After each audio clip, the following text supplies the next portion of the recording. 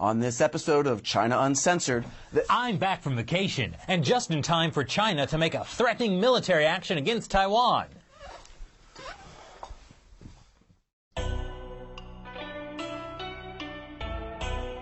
Hi, welcome to China Uncensored. I'm your relaxed and tan host, Chris Chappell.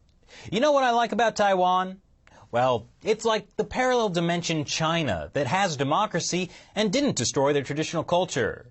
And they have anthropomorphized food mascots that serve you smaller versions of themselves. Adorable and creepy at the same time. The mascot, I mean. Oh, and Taiwan's government officials know how to play it cool. I want to emphasize our government has sufficient capability to protect our national security. It's not necessary to overly panic. Not overly panic? What's there to not overly panic about? Military jets and Navy ships scrambled off the coast of Taiwan on Wednesday, the latest sign of heightened tensions across the water as a group of Chinese warships sailed too close for comfort. Ah, Chinese warships sailing close to Taiwan.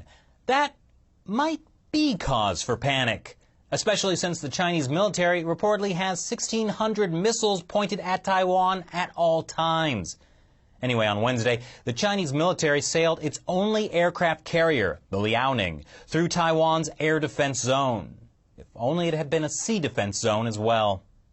Even though the Liaoning did not enter Taiwan's actual territorial waters, it was enough for the Taiwan military to scramble F-16 fighter jets and other aircraft in a move that was absolutely not panicking. That makes the third time in just 3 days China has caused another country to not panic. Earlier this week, China sent 8 warplanes over the waters between Japan and South Korea.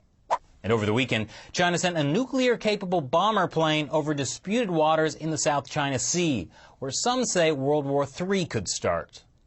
But hey, why is everyone so upset? I mean, according to the Chinese Foreign Ministry, this is totally normal. It's normal for the Liaoning to go back and forth through the Taiwan Strait in the course of training, and it won't have any impact on cross-strait relations. And he has a point. Sending warships close to a country/region you've repeatedly said you plan to conquer is totally normal, which is why they tried it once before in 2013. And it was totally normal back then, too. It's so incredibly reassuring when you keep emphasizing how normal something is. Like when I used to wake up to find my roommate Carl standing over me with a knife. Sure, it was scary at first. But then Carl explained how it was a totally normal part of his sleepwalking. Made me feel so much better. Anyway, Liaoning was normally passing through the Taiwan Strait on its way back from training drills that it had started in the region on December 24th, Christmas Eve. Of course, it didn't have to sail through Taiwan's air defense zone, so was China trying to send a message to Taiwan? Well, they may have actually been sending it to the Donald Trump administration. Frankly, I would suggest maybe using diplomatic channels next time, like having state-run media send him a tweet.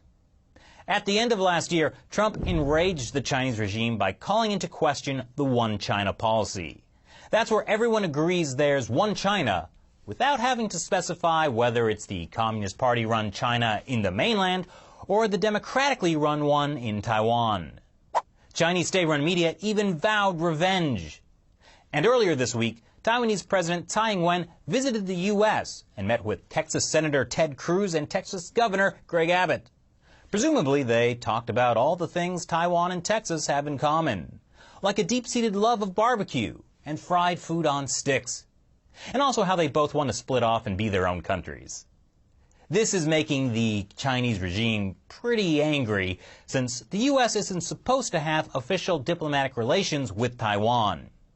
Because Taiwan is part of China, even though America has vowed to protect this part of China from the other part of China, like by selling them weapons. Well, the new year is off to a great start. Happy Year of the Rooster, everyone. So what do you think about China sending its aircraft carrier near Taiwan? And how do you think the U.S. should respond? Leave your thoughtful policy analysis below. Thanks for watching this episode of China Uncensored, and if you like the show, please support me and the team on Patreon. Once again, I'm Chris Chappell. See you next time.